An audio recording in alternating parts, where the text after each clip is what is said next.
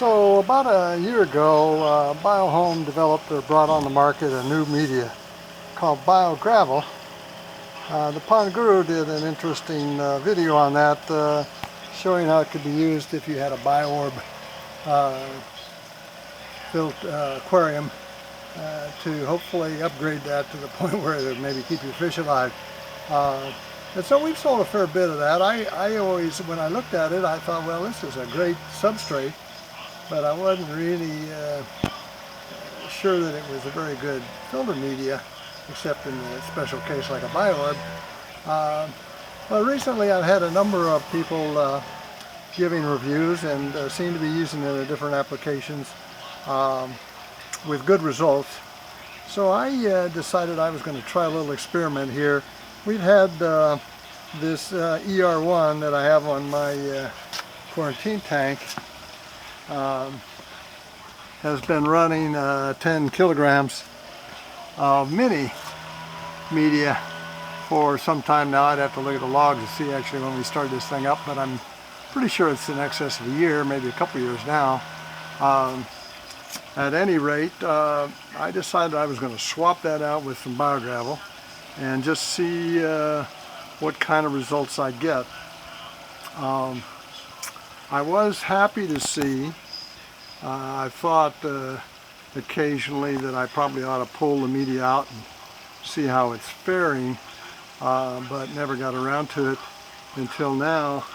I always do see every time I flush this filter out, well, I flush it probably every other day, pretty much, and then I give it a thorough cleaning once a month, like I do the R3s in my pond.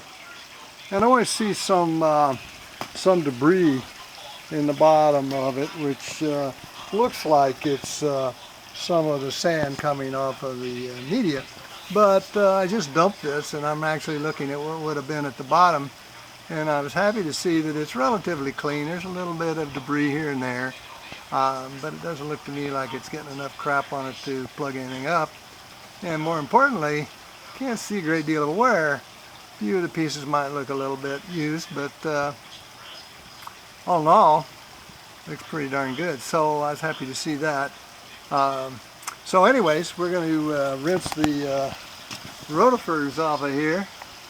They like to put their little egg capsules all over the place, so I'm going to rinse this off real nice. And we'll fill it up with BioGravel, see how much it'll take. And then it's going to be interesting to see a couple things. One, it will do a better job, and two, how quickly it's going to come up to steam here after I put brand new media in the filter. Something that we don't really recommend you do with a tank that's got some fish in it, but there you go. Let's see how it works out, and probably reduce the feeding for a bit and see how things go. So there's a couple possible advantages to using the BioGravel. One, it's the densest media that Biohome makes by quite a bit, and so we're able to get quite a bit more. Where we had 10 kilograms of mini in there, now we are getting 12 kilograms of BioGravel. And then because of its smaller size, there's tremendous amount more surface area on the surface. Now, whether there's more surface area in the volume is sort of an interesting question, because it's one of the reasons I didn't think it was really going to be a great media, is because it was so dense. I'm not sure what the internal structure looks like. Well, I've seen pictures of it, so the internal structure looks a lot like any other Biohome, but obviously it's denser, and there must be a reason for that. So I'm assuming it's because there's less spaces inside of it. So that may or may not be a good thing. That may actually result in better nitrate reduction. I wasn't able to get any nitrate reduction before. I didn't have near enough media in the system to deal with the 500-gallon tank, and I'm not sure I do now either, but we'll give her a shot, and it's going to be interesting to see how quickly this stuff will come up to speed, take care of the ammonia and the nitrite, and then later if it does anything with the nitrate, and if it will allow me to feed my load a little, my koi a bit more as well without having problems. So that's all the sort of things that I'm looking for here over the next few months. So it should be hopefully an interesting experiment.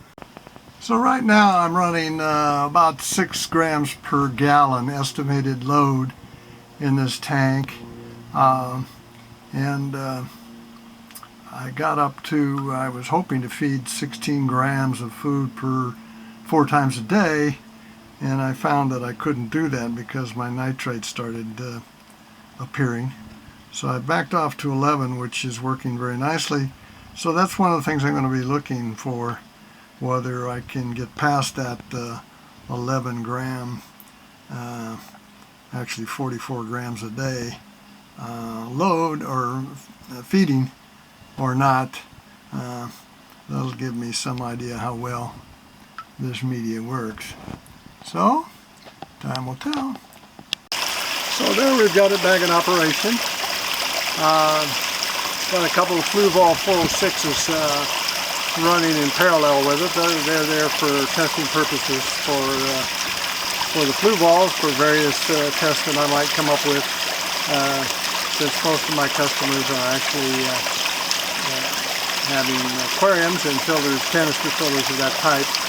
I tied these on next to this filter just for testing purposes.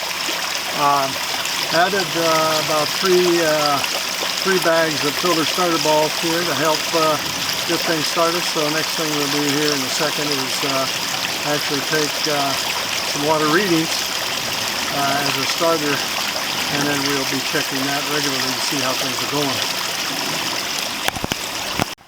So here we have the results of the initial water testing, looking about what I expected, 0, for ammonia and nitrite. The nitrate looks like it's been a little lower than it has been. I've been calling it 100 because it's appeared to be a little redder than 80. Actually, it looks like it is either 80 or perhaps a little below that, but actually I need to let that set for a few more minutes. Here, maybe another minute or two, and I'll take a closer look at it and call that. But anyway, good to see those results at the moment, and we'll see what it looks like tomorrow and the day after that.